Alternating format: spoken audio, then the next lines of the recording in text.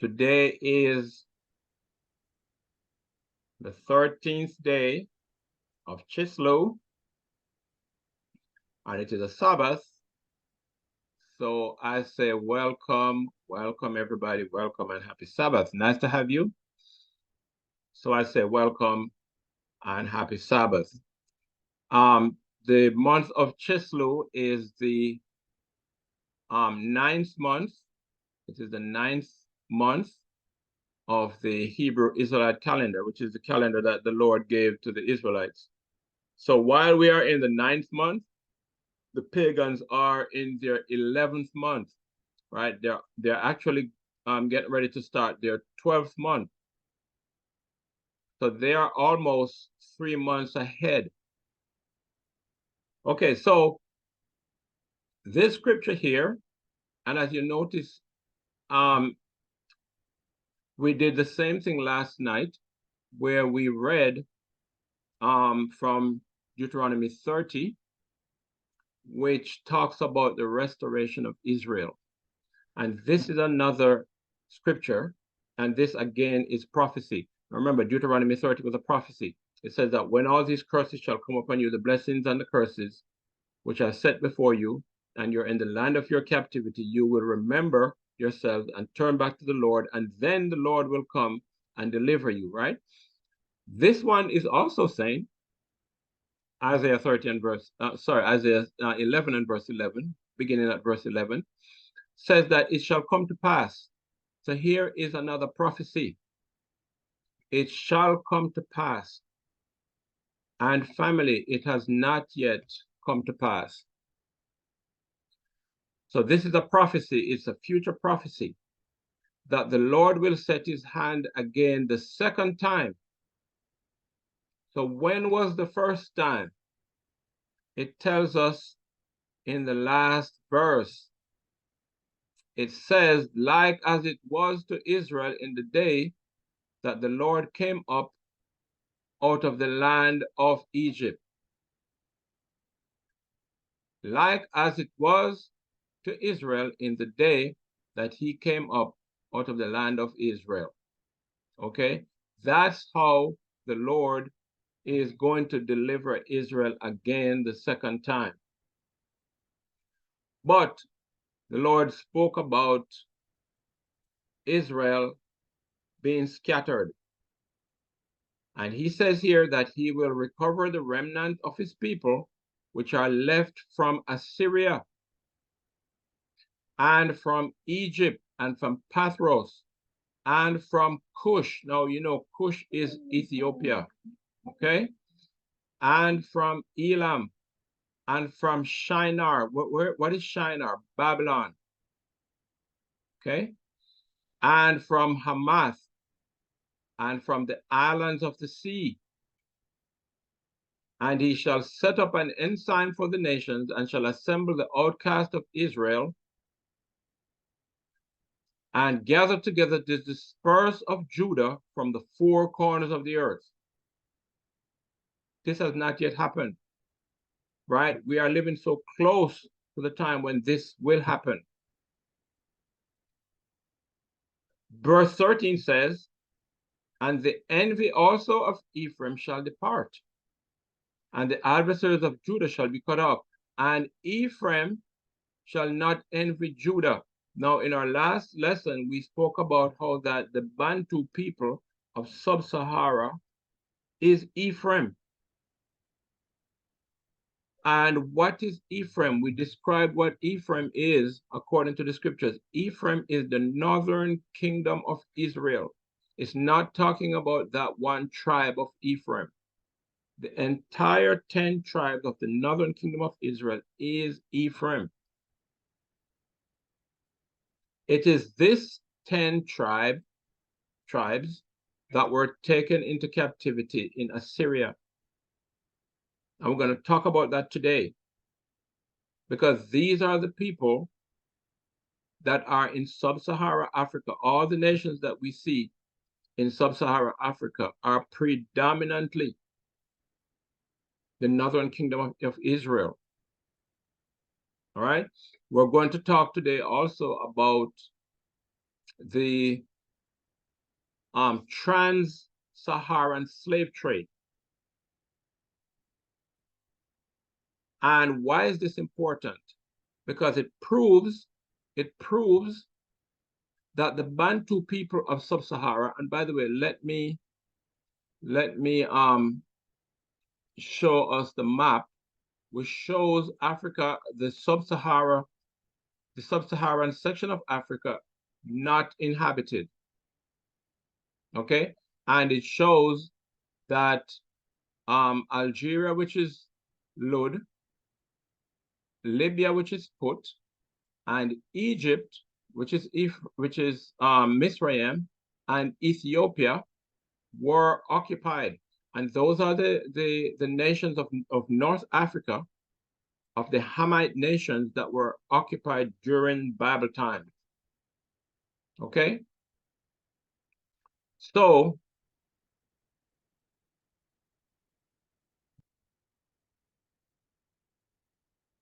we're going to talk today about the Trans-Sahara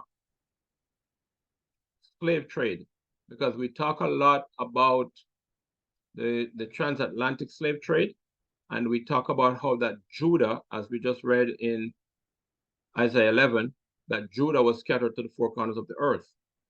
Let's talk about the Trans-Sahara slave trade. And why is this important to point out that the 10 tribes of the Northern Kingdom is Israel? Why? Because we just read Isaiah 11, and the scripture talks about the Lord reaching his hand out a second time to gather his people, to recover his people, the remnant of his people. And he named places, right? Assyria, Egypt, Pathros, Cush, Elam, Shinar, Hamath, and the islands of the sea. So the question is, who are the people that were a part of the Trans-Sahara slave trade? Seeing that there were nobody occupying the Sub-Sahara during the Bible times. And we know of all the nations that were mentioned in the scriptures during the Bible history, and there were no mention of any of these nations that we have today. In the Bible, there is no Democratic Republic of Congo, there is no Kenya, there's no Chad, no Niger, no Mali, no Angola, no Zimbabwe, no Zambia, no Mozambique, no Botswana, right? We don't see those nations in the scriptures. So the question has to be, where did these people come from? And who are these people? And how was it possible? How was it possible that if no one lived in Sub-Sahara, how was it possible for there to have been a Trans-Sahara slave trade? And by Trans-Sahara slave trade, what we mean is that some people from the north came across the Sahara. Now, this is the area of the Sahara right here. Let me see if I can use my pencil. Okay, this is the area of the Sahara. Okay, roughly. So when we talk about the Trans-Sahara slave trade, what we are saying is that some people from the north of Africa came across the Sahara Desert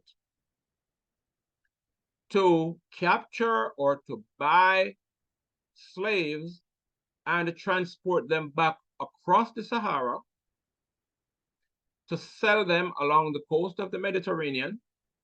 And not only that, to sell them also across the Middle East, and to send them to Asia,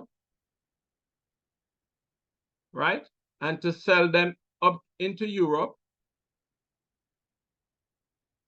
And the question is, who are those people? Who are you selling? seeing that there are nobody living south of the Sahara. Where did you get these people from?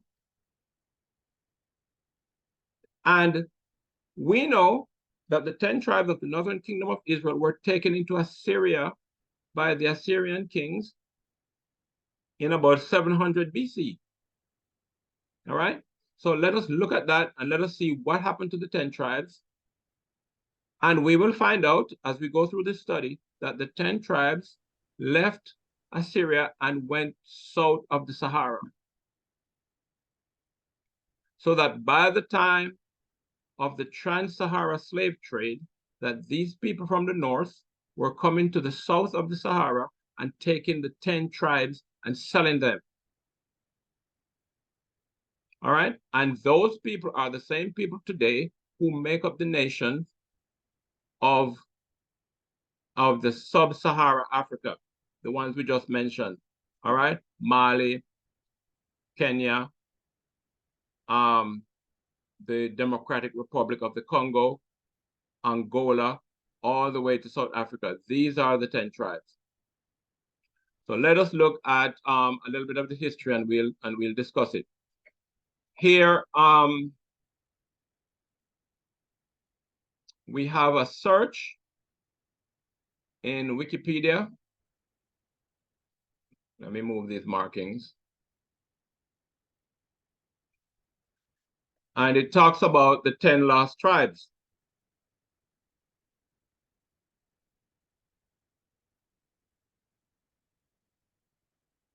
And this is Wikipedia of the 10 lost tribes, right? And it says that the 10 lost tribes were the 10 of the 12 tribes of Israel that were said to have been exiled from the kingdom of Israel, which is the northern kingdom, after its conquest by the Neo-Assyrian Empire in 722 BC. So in 722 before Christ, the northern kingdom of Israel was taken into captivity by Assyria. We read that last time in 2 Kings 17, right? We're taken into Assyria. And the time frame that was given is 722 BC. And these tribes are the tribes of Reuben, Simeon, Dan, Naphtali, Gad, Asher, Issachar, Zebulun, Manasseh, and Ephraim. But the tribes of Judah and Benjamin were not taken. Judah, Benjamin, as well as the Levites, they were not taken. Why? Because they were part of the southern kingdom of Israel. They were not taken into Assyria. But the 10 tribes of the northern kingdom were taken. What time did that happen? In 722 BC. Now, during that time, 722 BC, according to all the history of the scriptures that we've read up until that time, this is what Africa looked like. Let's make it bigger so we can see it. This is how Africa looked. In 722 BC, when the northern kingdom of Israel was taken, all the history proved that there was nobody living in sub-Sahara. The scripture talks about Algeria, which is Lud, Libya, which is Put, Egypt, which is Mizraim, and Ethiopia, which is Cush. But there was never any mention of any nation south of the Sahara at the time when Israel was taken in 722 BC. Let us look at another search, this one. And this one talks about the Babylonian-Assyrian War. What happened was that the Babylonians and the Assyrians were at war. And the Babylonians conquered the Assyrians. This is the same Assyrians that took the northern kingdom into captivity into 700 BC. So let's talk about that.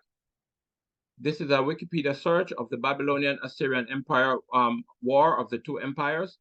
And it says that the Medo-Babylonian conquest of the Assyrian Empire was the last war fought by the Neo-Assyrian Empire between 626 and 609 BC. So between 626 and 609, there was a war between the Assyrians and the Babylonians. And remember that the northern kingdom of Israel were taken into Assyria 722 BC. So about 100 years after they were taken into Assyria, there was a war between Babylon and Assyria, and the Babylonians conquered the Assyrians. And I'm not going to read all of this history. You can go ahead and I encourage that you go ahead and you read this history for yourself for better understanding. But at the end of this war, after Babylon conquered the Assyrians, the 10 tribes of Israel were not found in Assyria. They were not found in Assyria. And what did the scripture say happened to them? And we're going to read it. This is our famous 2nd Ezra chapter 13, and we're going to begin at verse 40. It says, verse 39, and whereas thou sawest that he gathered another peaceable multitude unto him, what is Ezra talking about? He's talking about a vision that he saw of Christ's second coming. And he saw Christ gathering unto him a peaceable multitude. And so he's asking the angel, who are these? And the angel is saying to him that those are the 10 tribes which were carried away prisoners out of their own land in the time of Hosea the king, who Salmanasar the king of Assyria led away captive.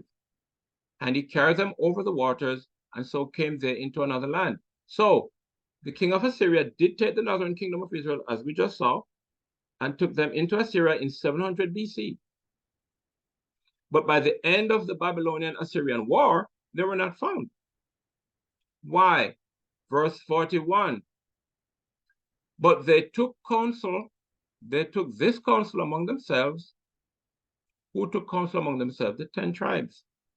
That they would leave the multitude of the heathen and go forth into a further country where never mankind dwell, that they may keep their statutes which they never kept in their own land. And what did they do? They entered into the Euphrates by the narrow places of the river, for the Most High then showed sign for them and held still the flood until they were passed over. So what happened was that the 10 tribes that were in Assyria, while there was a war between the Assyrians and the Babylonians, they left and they came back across the Euphrates because the Lord showed them sign and held back the flood. Verse 45 says, for through that country there was a great way to go, namely of a year and a half, and the same region is called Aseret. So these 10 tribes came back over across the Euphrates, and they journeyed and they migrated and they traveled for a year and a half. Where did they go? The scripture said that they went into a place where never mankind dwelt. It said that they went into a further country where never mankind dwelt. Well, what country is that?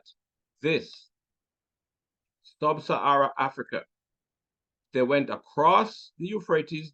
The Euphrates would have been over here, and they went across, they went through Egypt, and they followed the Nile through the desert, Sub-Sahara, and they entered into this huge area where never mankind dwelt. And the scripture goes on to say in verse 46, it says, then dwelt they there until the latter time. When is the latter time? No, we are living in the latter time. So the 10 tribes of the northern kingdom of Israel left Assyria, went into Sub-Saharan Africa, and the scripture said that then dwelt they there until now. Okay, so let's talk about the Trans-Saharan slave trade. Because remember, the scripture said that Israel was sold as slaves to the four corners of the earth. And there was a Trans-Sahara slave trade. And the question has to be, who are those people that were taken? And we submit to you that it was the 10 tribes. After they came into a land where never mankind dwelt, then the Trans-Saharan slave trade began. And we're going to look at that. So here is another search. This is a Wikipedia search of the Trans-Saharan slave trade. And I'm going to also share this map with us. Let's go ahead and share this map. And this is both transatlantic and trans-Sahara, but I want us to talk about the trans-Sahara slave trade. Now, this here is the Sahara, and it says trans-Sahara, which means that they were taken through or across, right? The Sahara. So the question is, who are the people that were taken? And these people that were taken from south of the Sahara were taken to the Middle East. They were taken, it says here, to east, to the slave routes on the east of Africa. They were taken to the Mediterranean. They were taken into North Africa. They were taken into North African countries also as slaves. All right? And remember, these North African countries are Hamitic countries. We just talked about that just now, where that these countries here at the north are Hamitic countries, and they would take people from the sub-Sahara, which means that they were not taking their own people, and they would take them to be slaves here in Libya and in Algeria and in Egypt and also in Ethiopia. So let us read this history of the Trans-Sahara slave trade. Wikipedia search, and you can go ahead and find this on Wikipedia. And it says, the Trans-Sahara slave trade, also known as the Arab slave trade, and this is something that is not spoken about a lot. We talk more about the transatlantic slave trade and the slave ships, but very few mention is made of the Trans-Sahara slave trade. And it says that it was a slave trade in which slaves were transported across the Sahara. And my question is, who are those slaves? Who are those slaves? Because remember, nobody lives south of the Sahara in the Bible history of the Old Testament. No one. Yet at the end of the Babylonian War, the 10 tribes were missing. And the scripture said that they traveled a year and a half into a place where never mankind dwelt. And then it just so happened that there was a trans-Sahara slave trade in which people were taken across the Sahara, it says, to North Africa to be sold to Mediterranean and Middle Eastern civilizations. It says estimates of the total number of Black slaves moved from the sub-Saharan Africa to the Arab world range from between 6 to 10 million. Okay? From between 6 to 10 million. And the Trans-Saharan trade routes conveyed a significant number of this total, with one estimate tallying around 7 million slaves crossing the Sahara. From when? from the mid 7th century until the 20th century when it was abolished. From the mid 7th century to the 20th century when it was abolished. It says that the Arabs managed to operate the Trans-Saharan slave trade, although the Berbers were also actively involved. Who are the Berbers? Let's read who are the Berbers right here. It said the Berbers, or the Berber people, also called by their contemporary names, are a diverse group of distinct ethnic group of indigenous North Africans who predated the arrivals of the Arabs in North Africa, right? So these North African people were, it says that they were also involved in the Arab slave trade across the Sahara. So obviously, these here African people of the North, called the Berbers, were involved in the Trans-Sahara slave trade. And it said that they are a distinct group of people. That means they are different. They're not the same people as the people that they were taken from the South.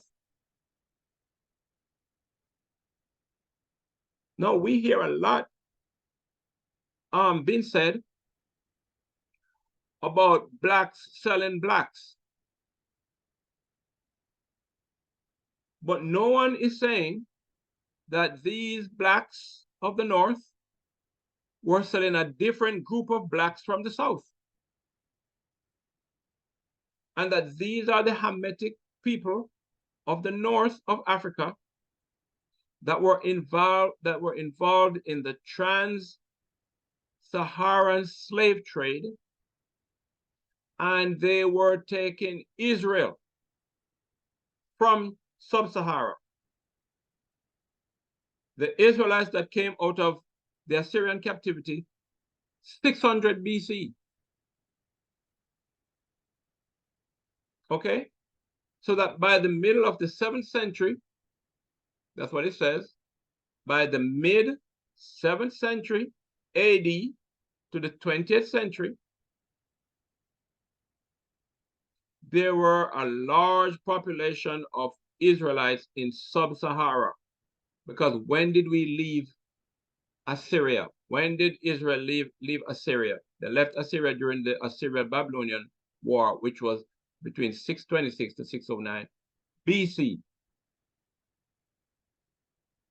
That's when they left Assyria and traveled a year and a half across the Sahara to establish the kingdoms of the Sub-Sahara Africa, which we see today, from which the Arab slave trade took place. And who are these people in Sub-Sahara Africa today? This is them. Last time we looked at this very map, and all of these people here of Sub-Sahara were referred to as Bantu. Bantu. And we keep saying that the Bantu people of Sub-Sahara are by and large the northern kingdom of the house of Israel. And we're saying to our brothers and sisters in the mainland of Africa, in Sub-Sahara, that you are the northern kingdom of Israel. You are the 10 tribes. It is you that the scripture is talking about in Isaiah 11 and 11, when it says that the Lord shall set his hand a second time to recover the remnant of his people that shall be left in Assyria, and Egypt, and Pathros, and Ethiopia, and Elam, and Shinar, which is Babylon, and from the islands of the sea. And I always say this includes Jamaica. And he shall set up an ensign for the nations, and shall assemble the outcast of Israel. You are the outcast of Israel. Sub-Sahara Africa, Bantu. You are the outcast of Israel. And the Lord shall gather together the dispersed of Judah from the four corners of the earth, because we know that Judah was involved in the transatlantic slave trade and was scattered to the four corners. But Ephraim, the northern kingdom, you, the Bantu people, you, the house of Israel, in sub-Saharan Africa, you were also taken as slaves.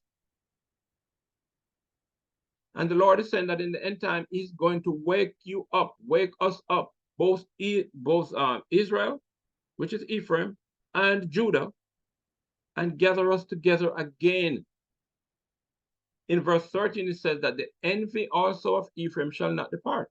You know, sorry, the envy of Ephraim shall depart, and the adversary of Judah shall be cut off, and Ephraim shall not envy Judah. You know that this is the problem that we had when we were a kingdom, why the kingdom split, that the northern kingdom of Israel and the southern kingdom of Judah could not get along.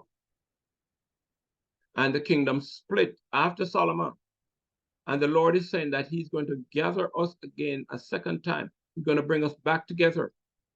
And he said that this rift between us shall depart. And Ephraim shall not envy Judah, and Judah shall not vex Ephraim. And this is where we are today.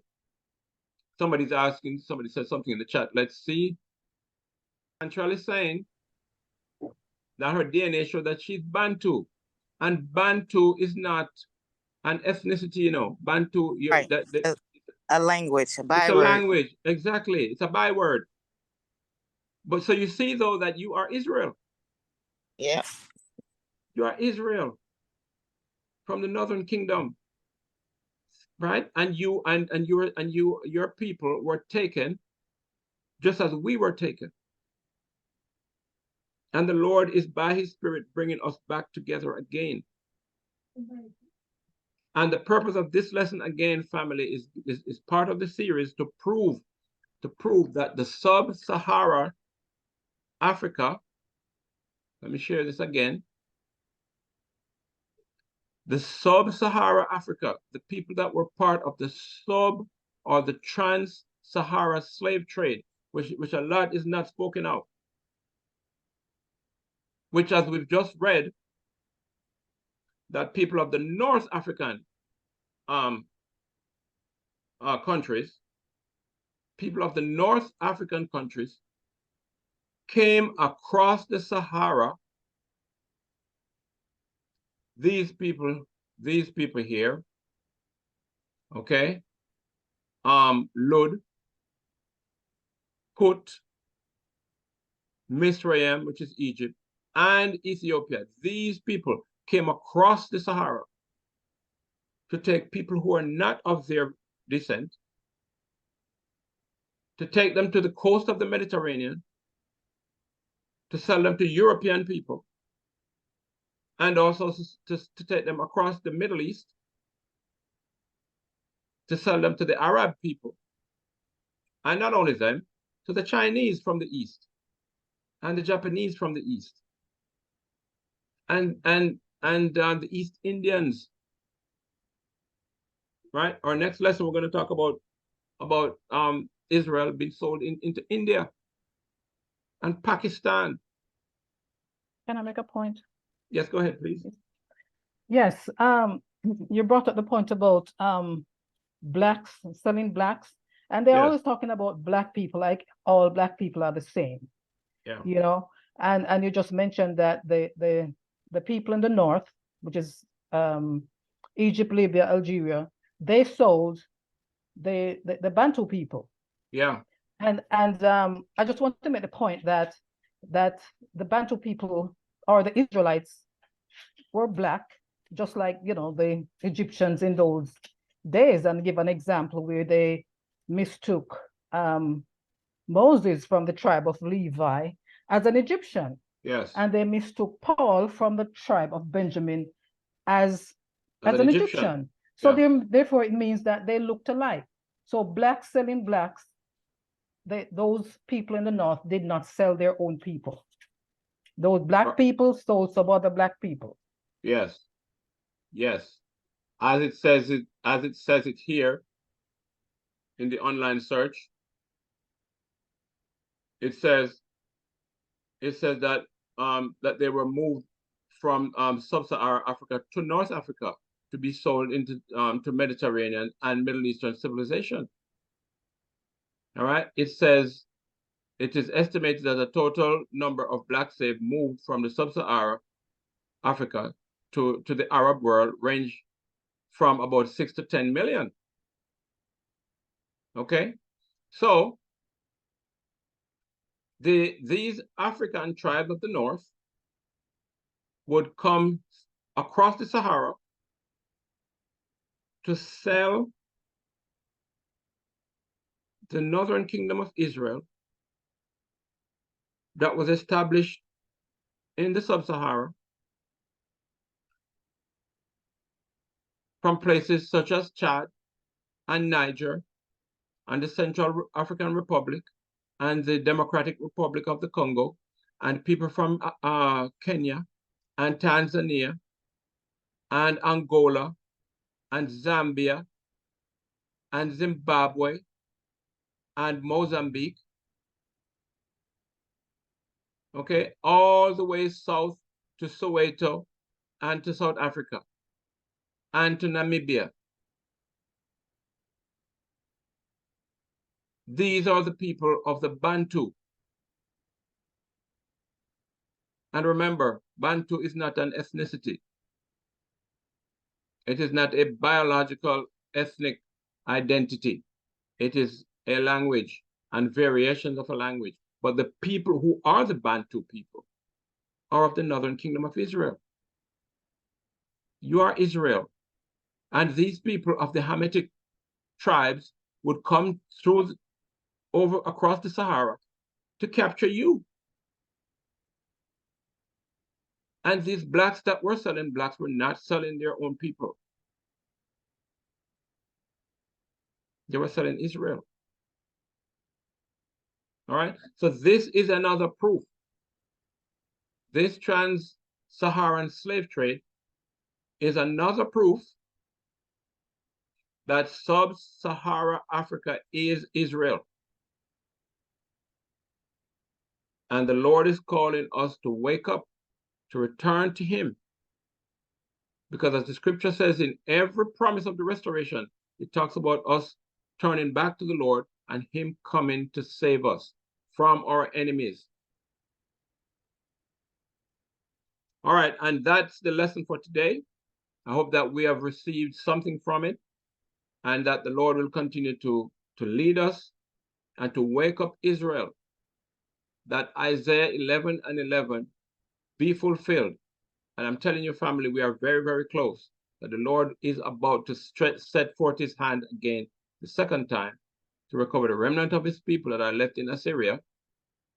And we could talk about that. This is the reason why the Euphrates is drying up. Because it says in this last verse that there shall be a highway for the remnant of his people, which shall be left from Assyria. There it is. Like as it was to Israel in the day that he came up out of the land of Egypt. You see? Now remember, in the book of the Revelation, we talk about that in some other lessons, but in the book of the Revelations, it talks about Euphrates drying up to prepare the way for the kings of the east. This is what it's talking about. Because remember, Euphrates is the border between the land of Shem and the land of Assyria. Okay, so this is what that is talking about. And we can see today that Euphrates is almost completely dried up. This is how close we are to the fulfillment of this prophecy. All right, and with that, I just want to say all honor and all glory to the Most High, whose name is Yahweh, and to his Son, whose name is Yahushai. And until next time, family, shalom, shalom, and shalom.